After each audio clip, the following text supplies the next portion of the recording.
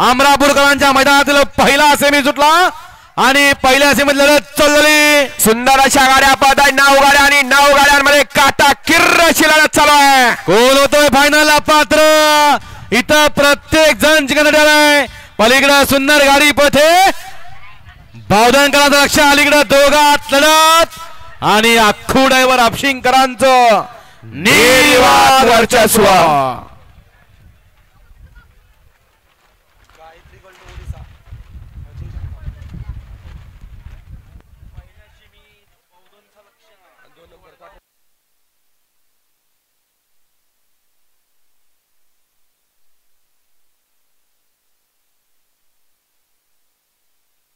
लावून घ्या दुसरा सेमी लावून घ्या. हा प्रेक्षक समोरचे, समोरचे प्रेक्षक वर्ग या पाठीमागे या. 9 नंबर तास